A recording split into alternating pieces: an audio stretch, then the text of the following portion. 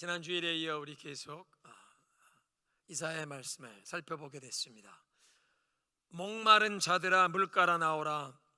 악인은 그 길을, 불의한 자는 그 생각을 버리고 여호와께 돌아오라고 그렇게 외치던 그 메시아의 외침이 이사야 55장의 말씀이었는데, 오늘 이사야 56장의 말씀은 그 하나님을 예배하는 이 신앙 공동체에서 지금까지 소외당해 왔던 자들을, 그런 사람들에게 소망을 주시는 말씀입니다. 그 전까지는 율법에 의해서 여호와의 회중에 참여가 금지되었던 사람들, 그런데 그런 사람들에게 메시아의 오심을 통해서 새롭게 주어지는 그 놀라운 소망과 축복을 말씀하십니다. 어떤 사람들이 율법에 의해서 하나님을 예배하는 이런 그런 신앙 공동체에서 제외되었느냐 소외되었느냐, 3절에 보니까 이방 사람이라도 여호와께 속했다면 여호와께서 나를 그분의 백성과 차별하시는구나. 그분의 백성, 하나님의 택하신 그 이스라엘 민족과 다르다고 차별한다고 번역했지만 더 정확한 번역은 나를 갈라내시겠구나. 나는 이스라엘 민족이 아니니 그렇게 말하지 말아라. 고자라도 나는 마른 나무에 불과하구나. 고세 당해서 고자가 되어 아이를 낳을 수 없는 사람이니 나는 마른 나무에 불과하구나. 그렇게 말하지 못하게 하여라. 그러니까 이방인이라는 그 민족과 혈통에 따른 차별이나 고자라고 하는 이 신체적인 어떤 제한, 핸디캡 때문에 공동체에서 제외를 당하던 그 율법의 관습을 메시아께서 없애시고 앞으로는 참된 믿음을 가졌느냐, 그것 하나만을 따지신다고 말씀하시는 것입니다. 먼저 우리 1절 2절 보면 악한 길을 버리고 그 불의한 생각을 버리고 여호와께 나오는 자, 그렇게 나의 불완전하고 죄에 오염된 악한 길, 이 불의한 생각을 버리고 주님께 돌아오면 너희는 기쁨으로 나아가며 평안함으로 인도함을 받을 것이라. 그리고 열매 풍성한 삶을 약속하시는 것이 55장의 이제 마지막 구절의 말씀이었는데, 그렇게 불완전하고 불의한 나의 행실과 생각을 내려놓은 사람은 그러면 지금부터 어떻게 살아야 하느냐? 1절 2절이 그렇게 나의 불완전한 죄에 오염된 생각과 길을 버리고 하나님께 나온 사람이 어떻게 살아야 하는지를 보여주십니다. 개역 개정 성경인데요, 여호와께서 이같이 말씀하시되 너희는 정의를 지키며 의를 행하라. 이는 나의 구원이 가까이 왔고 나의 공의가 나타날 것임이니라. 안식일을 지켜 더럽히지 아니하며 그의 손을 금하여 모든 악을 행치 아니하여야 하나니 이와 같은 사람, 이와 같이 굳게 붙잡는 사람은 복이 있느니라. 공평과 정의를 실천해라. 안식일을 더럽히지 말고 거룩하게 지켜라. 너희의 손을 모든 악한 행실에서 금해라.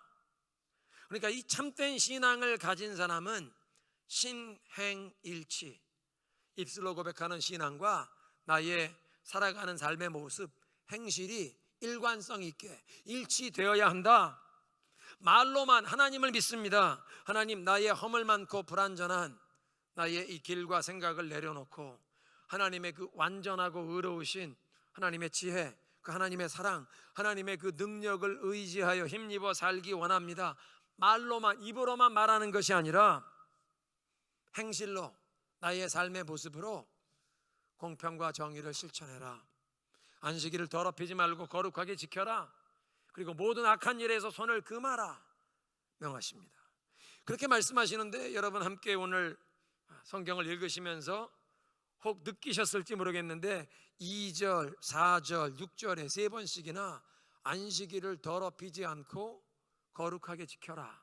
안식일 성수에 대해서, 안식일을 더럽히지 않고 잘 지키는 것이 참된 신앙의 기본이요 참된 신앙의 시금석처럼 강조하고 계십니다. 3번씩이나 그런 이유를 설명을 해드리겠는데, 하나님께서 온 인류에게, 모든 사람들에게 살아가는데 주신 규범 10가지 10계명 중에 4번째 계명이 안식일을 기억하여 거룩하게 지켜라. 첫 번째 계명은 너희 앞에 다른 신을 두지 말라. 두 번째는 어떤 형상으로도 우상을 만들어 절하지 말아라. 세 번째, 하나님의 이름을 망령되이 욕되게 입에 거론하지 말라. 네 번째는 안식일을 기억하여 거룩하게 지키라. 이 안식일을 기억하여 거룩하게 지키라는 이 규범은 오직 여호와 신앙에만 요구되는 아주 독특한 그런 의무였습니다. 대부분의 고대의 종교는 이 자연의 계절의 변화, 칼렌다의 자연계의 리듬과 연계된 그런 절기였습니다. 농경 사회에서 이 계절의 변화, 특별히 해와 달 바뀌면서 계절이 변화되는 게 식량 생산 그리고 생존에 직결되어 있었기 때문에 그 오래된 고대의 종교는 해와 달의 그 주기적인 변화, 예를 들면 초하루, 보름달이 뜨는 보름날, 그런 날들이 어떤 종교적인 축제일이 된 것입니다. 우리 한국 사람들의 역사에도 우리네 옛 조상들이 정월 대보름이 되면, 음력 정월 대보름이 되면 밤에 그 밝은 달, 정한수를 떠놓고 달을 보며 복을 빌었다고 하지 않습니까?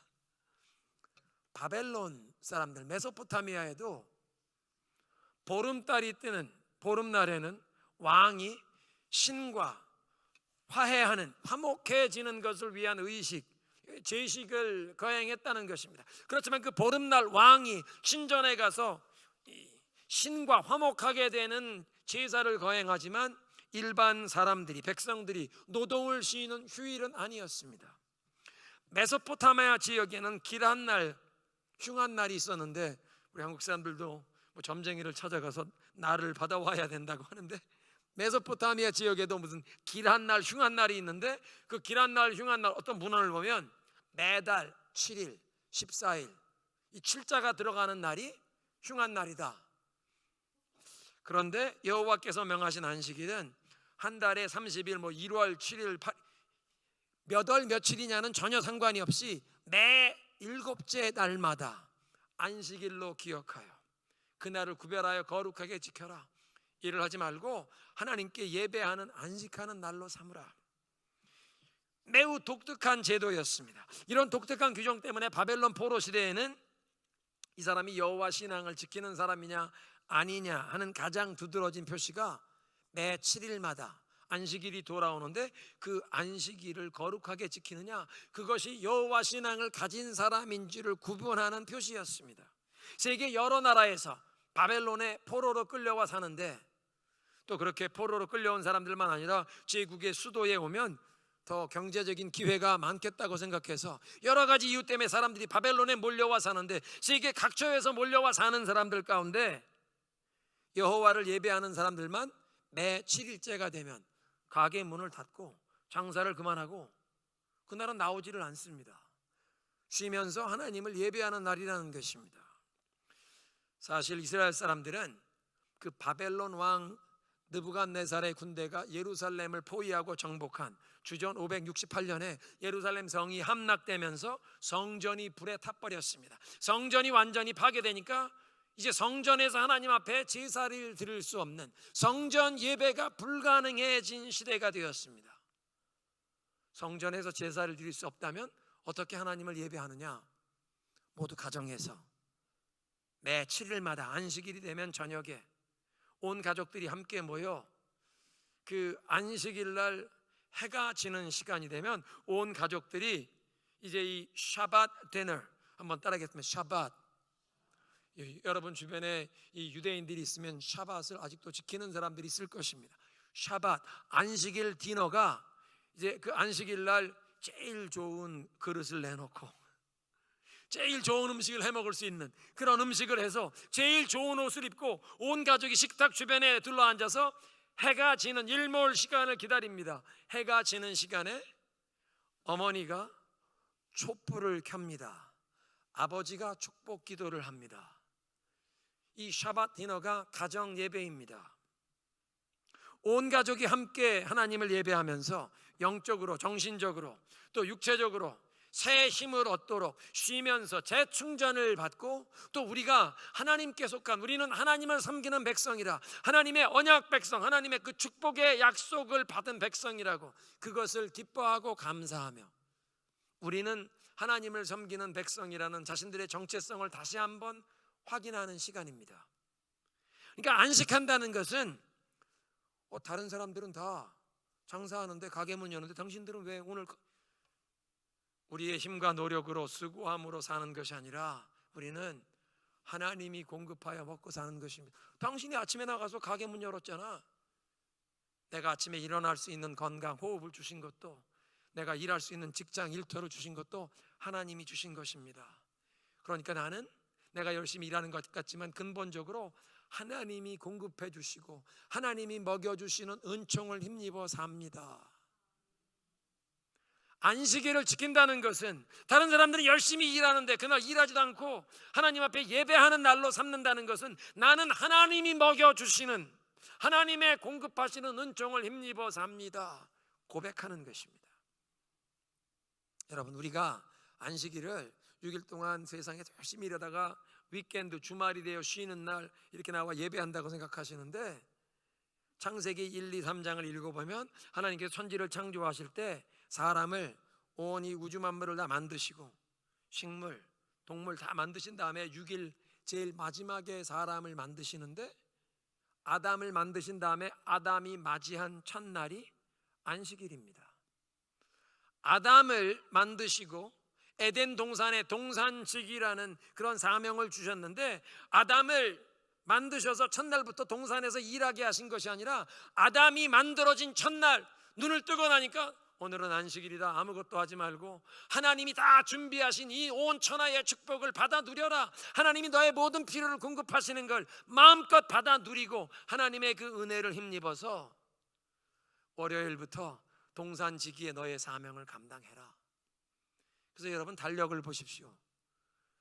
이 주일이 위켄드인데 제일 뒤에 있지 않고 달력이 빨간 글씨가 제일 앞에 있는 것은 이 안식일이 먼저 하나님을 예배하며 우리가 힘을 얻고 영적으로 육적으로 하나님의 지혜와 능력과 은혜를 힘입어 한 주간 동안 이 세상에서 예수님의 손과 발이 되어 하나님의 나라를 이 세상에 세워가는 것인 줄로 믿으시기 바랍니다.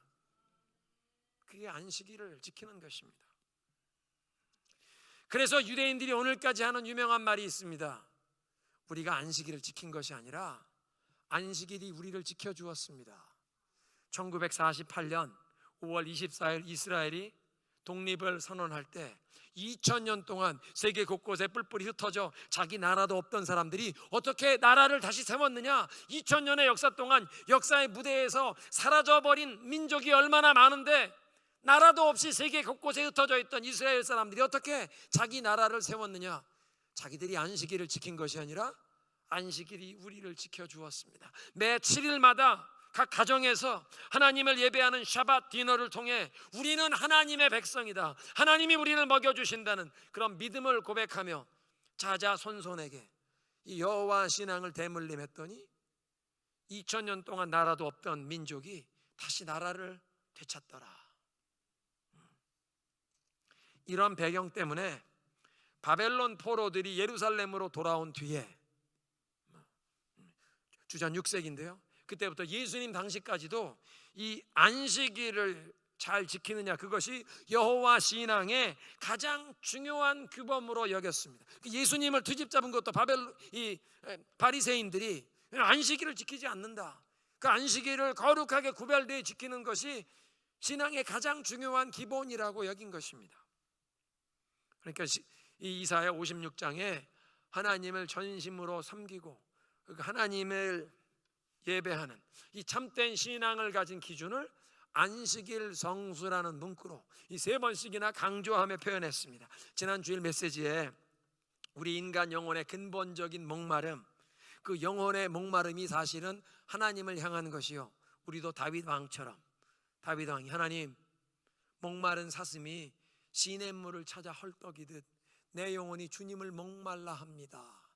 우리 영혼도 그렇게 하나님을 목말라 하는 예배자가 되기를 소원하자가 말씀을 나눈 바 있는데, 그렇게 하나님을 목말라 하는 예배자는 안식일 성수라는 것이, 주일은 그렇죠, 일하지 않는 날, 경제활동 금지, 그런 차원, 율법주의적인 그런 규범이 아니라 하나님의 임재를 경험하는 예배를 사모하게 됩니다. 회중 예배, 우리의 회중이 함께 나와 하나님을 찬양할 때 하나님의 영광으로 임재하시는 것을, 그것을 우리가 경험하기를 사모하는, 그 예배를 사모하는 열정이 불릴 듯 일어나게 될 줄로 믿습니다. 하나님을 목말라하는 예배자, 예배의 자리를 사모하게 되는 것입니다. 두 번째로 고자를 위한 말씀이 주어지는데, 왜 고자를 이렇게 지명하시느냐? 신명기 23장 1절을 보면 이 고자들이 이 예배에 참여할 수 없는 금지시키는 말씀이 있습니다.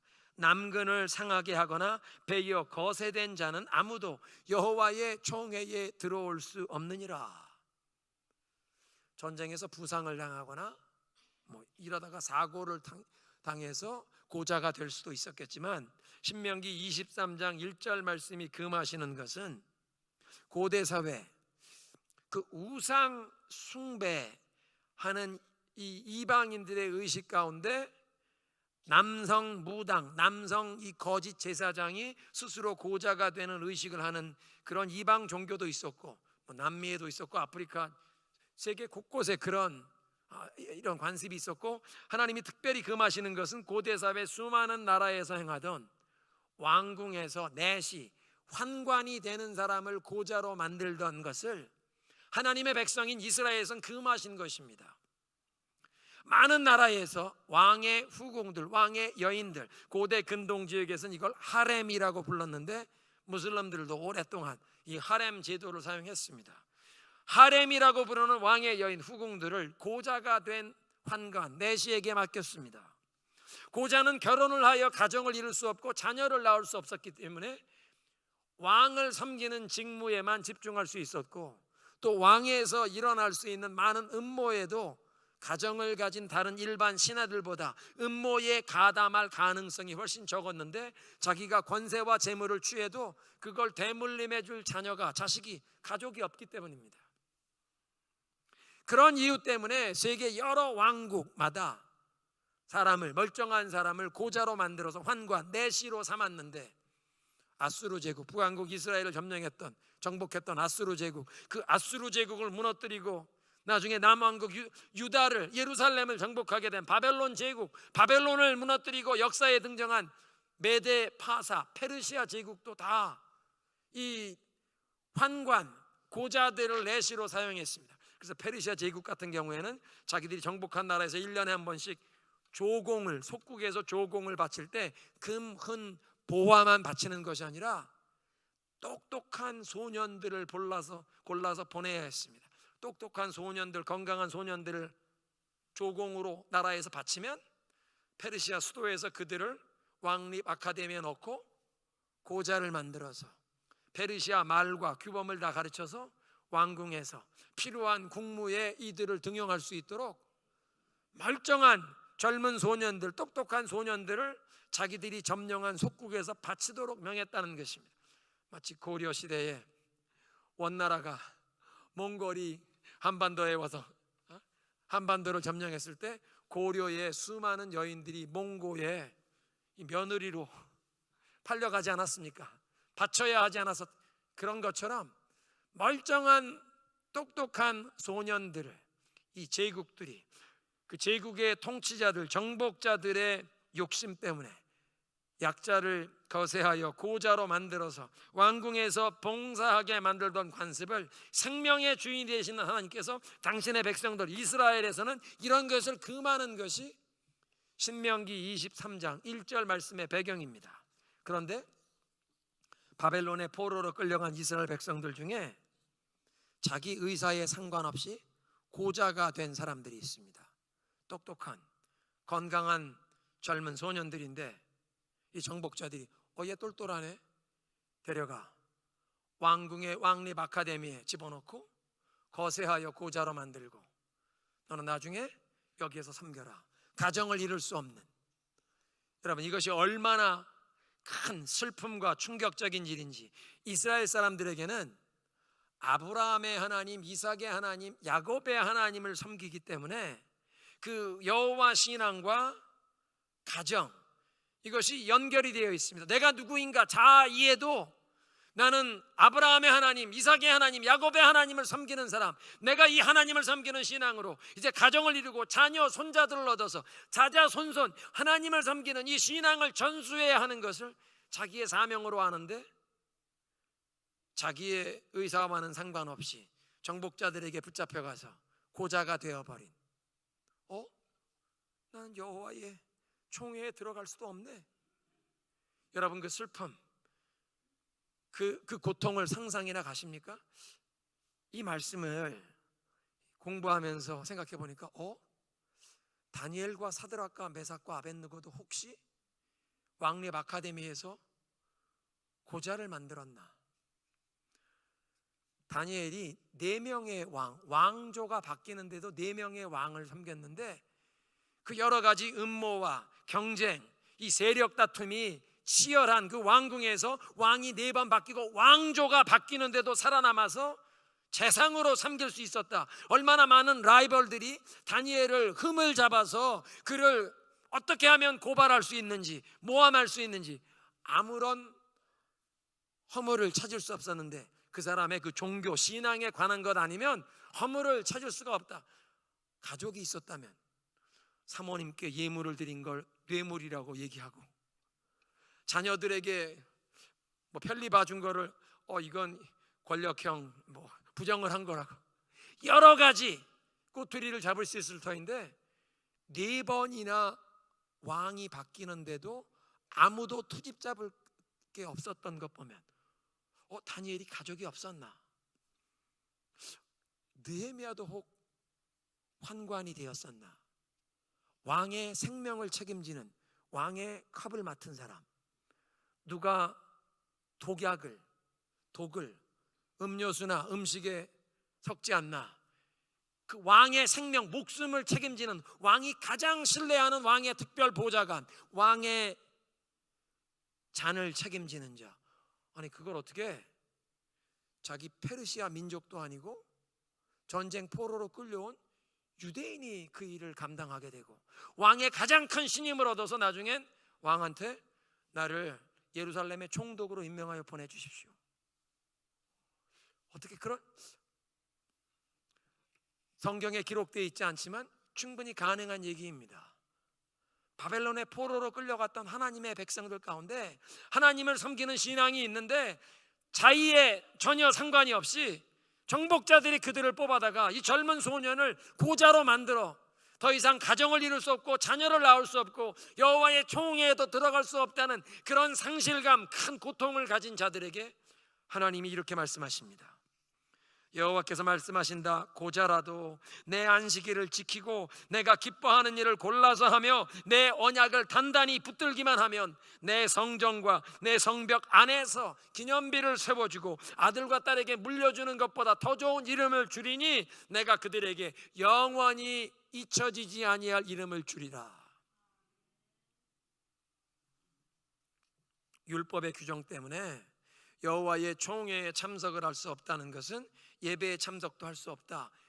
그러면 성전의 출입도 금지된 것이라고 그렇게 해석이 되었는데, 그렇게 소외되던 사람인데 메시아의 오심을 통해 임하는 축복으로 더 이상 이런 어떤 신체적인 결함과 핸디캡 때문에 하나님의 백성의 회중에서 제외됨이 없어진다고 말씀하십니다. 성전 출입 금지되는 것이 아니라 내 성전 안에서 기념비를 세워주리라. 네가 아들, 딸을 낳지 못하지만 아들, 딸에게 물려주는 이름보다 더 귀한 이름, 영원히 잊혀지지 아니할 이름, 하나님이 잊지 아니하시는 이름을 주리라. 사도행전 8장 26절 이하를 보면 이티오피아 내시의 이야기가 나옵니다. 이티오피아 여왕 간다게의 국고를 책임졌던 내시라고 그냥 왕궁에서 왕 시중만 드는 자가 아니라 간다게 여왕의 모든 재정을 담당하는 재무부 장관입니다. 한국 같으면 부총리 경제장관인데 환관 내시인데 이런 막강한 세력을 가졌습니다. 권세를 가졌습니다. 그런데 이 사람이 이방인인데 모세의 율법을 어디서 듣고 살아계신 참 하나님을 알게 되어 하나님을 섬기는 개종자가 되었습니다. 그래서 예루살렘에 하나님을 예배하겠다고 올라왔는데 그는 내시였기 때문에, 고자였기 때문에 성전 안에도 들어갈 수가 없었습니다. 그저 성전에 밖에 이방인의 뜰에만 들어갈 수 있고 다른 하나님을 섬기는 이 유대인들이 들어가는 성전에, 교회당 문에 들어갈 수도 없었다는 것입니다. 그저 마당에만 머물렀. 그러나 하나님을 사랑하는, 하나님을 향한 예배하는 마음이 있었던 사람, 그의 부와 지위 이런 것 때문에 성경 두루마리를 하나 얻을 수 있었습니다. 본국으로 말이 끄는 이제 이 수레를 타고 돌아가면서 부하들이 그 마차를 끌고 가고 자기는 그 수레에 앉아 이 성경 두루마리를 펴서 읽는데 이사야 53장, 고난받는 여호와의 종, 예수님의 십자가의 그 환난 순환 받을 것을 예언한 말씀, 그거를 펴서 읽는데 그때 마침 성령께서 빌립을 너 어디로 가서 어디에 가서 누구를 만나라. 와 보니까 저 마차 가까이 가라. 마차 가까이 갔던 이 사람이 이사야 53장을 읽는 것입니다.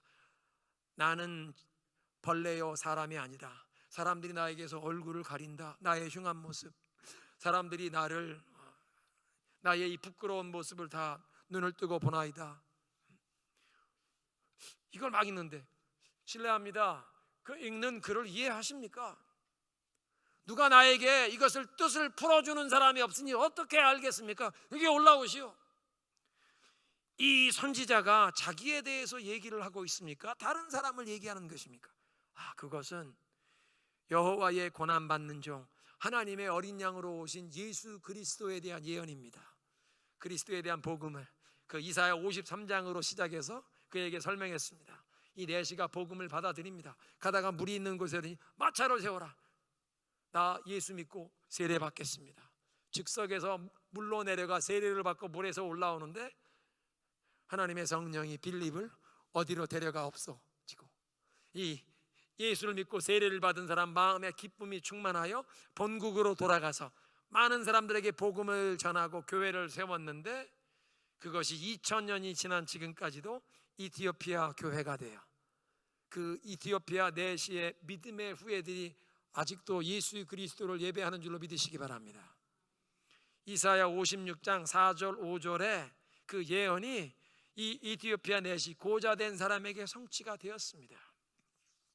세 번째로 이방인을 위한 약속의 말씀이 선포되는데, 신명기 23장 3절 이하에 보면 이방인들이 여호와의 회중에 들어오지 못하는 규정이 있습니다.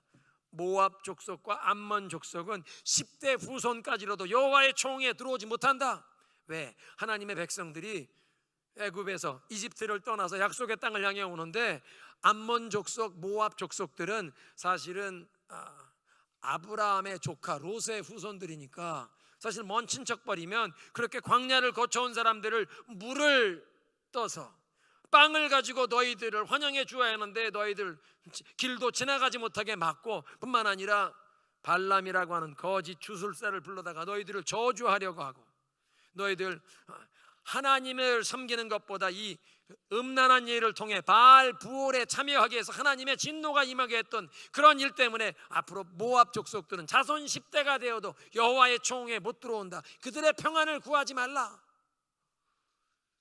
그런 말씀이 있는데, 성경을 보면 가나안 정복 시대 여리고 성의 기생이었던 라합은 살아계신 하나님 여호와 하나님에 대한 소문을 듣고 그 하나님께 자기의 목숨, 자기 온 가문의 운명을 맡기고, 그 여리고성을 정탐하러 왔던 스파이들로 숨겨주고, 그래서 그 참된 믿음으로 하나님께 자신들의 온 운명을 맡겼던 그 믿음의 고백 때문에 여리고성이 정복당하고 멸망당하는 날 라합과 그 가문만 살아남은 줄로 믿습니다. 뿐만 아니라 사사시대 말기에 룻이라고 하는 여인, 모압 여인입니다. 자손 10대까지도 여호와의 총에 들어오지 못한다고 그렇게 얘기했던 그 모압 여인인데, 살아계신 하나님 이스라엘의 하나님의 그 날개 아래에 거하겠다고 남편들을 잃은 이 여인 둘이서 시어머니 나오미를 섬기겠다고, 너 내 남편 죽었으니까 친정으로 돌아가서 다시 출가해라. 아닙니다. 어머니가 어디를 가시든 내가 어머니와 함께 가고, 어머니의 백성이 내 백성이 되며 어머니가 섬기는 하나님이 내가 섬기는 하나님이 되리이다. 홀로 된 과부가 된 시어머니를 자기가 봉양하겠다고 베들레헴으로 그 시어머니를 모시고 돌아온 이 룻, 그 참된 믿음의 고백 때문에 하나님께서 보아스와 결혼을 하게 하셔서 다윗 왕의 증조 할머니가 되는 복을 누렸습니다.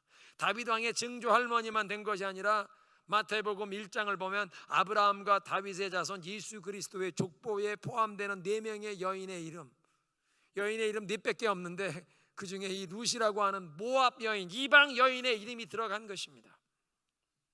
이방인이라도 살아계신 하나님을 향한 참된 믿음으로 나오기만 하면 하나님께서 저들을 받아주시고 구원하셔서 하나님의 택하신 백성들, 그 언약 백성들의 한 사람으로 인정해 주신다는 역사가 이미 구약 시대에 있었다는 것입니다.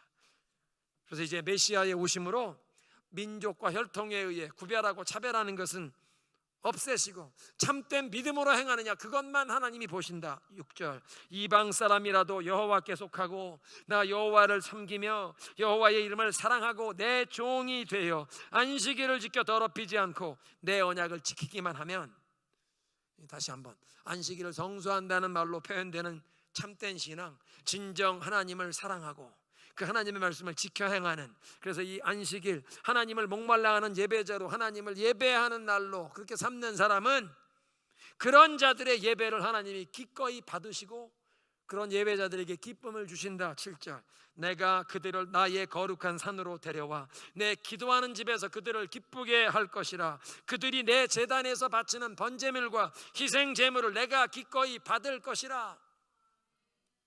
제물을 받으신다, 예배를 받으신다는 것은 그 예배자를 받아주신다는 뜻입니다. 이 예배자들을 하나님께서 당신의 백성으로 받아주신다. 왜냐하면 내 집은 만민이 기도하는 집이라 일컬음을 받으리라. 오랫동안 이것이 저희 교회 주보에 항상 프린트되던 표어였습니다. 내 집은 만민의 기도하는 집이라. 이사야 56장 여기 7절에서 나오는 말씀입니다.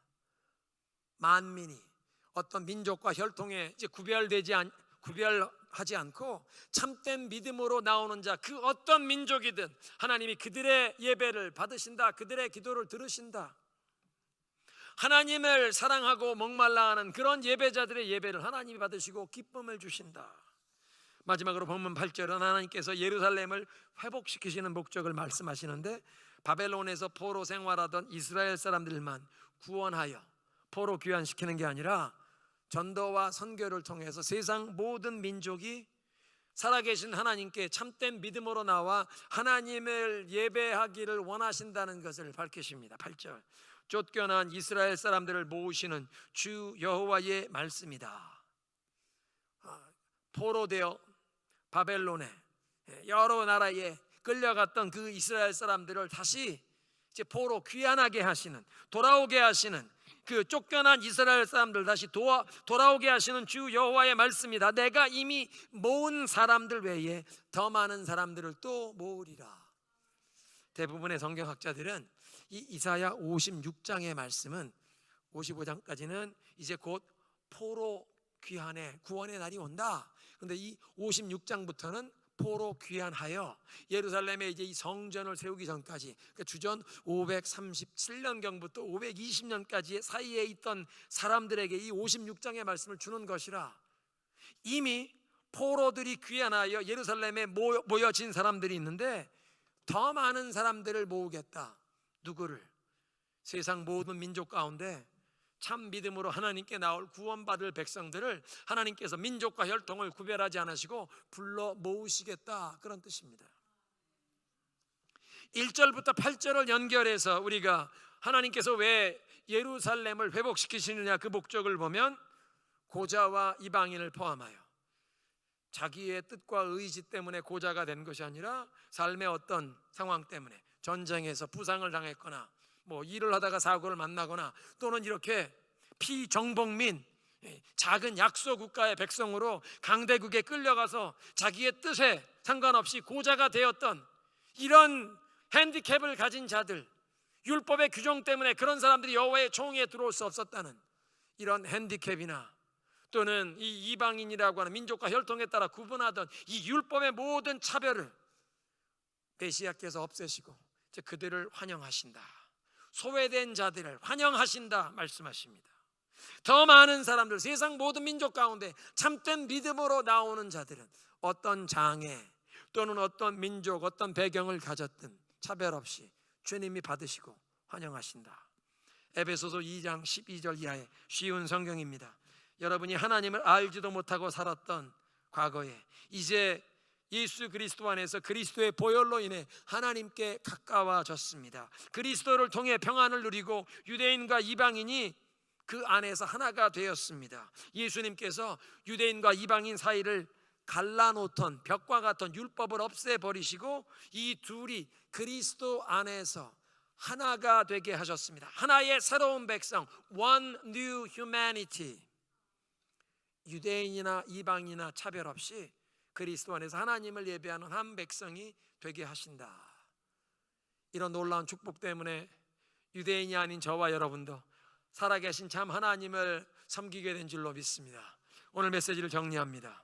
앞으로는 민족이나 혈통에 따른 어떤 차별 또는 신체의 어떤 장애, 여러 가지 상황 때문에 생겼던 그 고자라는 장애, 이런 것에 대한 제한, 신앙 공동체에서 제외당하던 그 율법의 관습을 없애시고 참된 믿음을 가졌느냐, 그것만 보시겠다고 말씀하십니다. 그 참된 믿음을 가진 자들을 안식일을 더럽히지 않고 지키는 자, 그날을 하나님을 예배하는 날로 쉬면서 영적, 정서적, 또 육체적인 새 힘을 재충전 받는 날, 무엇보다 내가 열심히 일하고 내 힘과 내 실력으로 사는 것이 아니라 나는 하나님의 공급하시는 은혜를 힘입어 삽니다. 나는 하나님이 먹이시는 백성입니다. 나는 하나님께 속했습니다. 그 하나님을 향한 믿음의 고백, 하나님을 향한 감사와 기쁨으로 나아가는 그런 예배자들, 그것이 참된 믿음의 사람이다. 이제 고자와 같은 어떤 신체적인 결함이나 핸디캡, 이방인이라고 하는 민족적인 배경, 이런 것이 중요한 것이 아니라 하나님께서 그리스도 안에서 유대인이든 이방인이든 모든 사람들을 다 불러 모아 그리스도 안에 한 예배 공동체로 세우기를 원하신다. 우리도 환영을 받았습니다. 오늘날은 어떤 종교적인 이런 율법의 규범 때문에 사람들이 차별을 받지는 않지만, 그러나 사람들의 편견, 고정관념 때문에, 어떤 문화에서 굳어진 고정관념 때문에 사람들이 아직도 차별을 당하기도 합니다. 우리 주변에서도 그런 일을 우리가 보고 있습니다. 이런 안타까운 현실에서 우리는 사람들을 차별하지 아니하시고 참된 믿음만 보시고 환영해 주시는 그 하나님의 은혜와 사랑을 힘입은 참된 믿음을 가진 사람들이 돼요. 우리도 우리 주변에, 우리 사회에서 소외당하는 자들, 이 사회적인 약자들을 그리스도의 사랑으로 보듬으며 그들을 품어주는, 그들을 보살피는 이런 사랑의 공동체, 이런 신앙의 공동체가 되기를 소원합니다.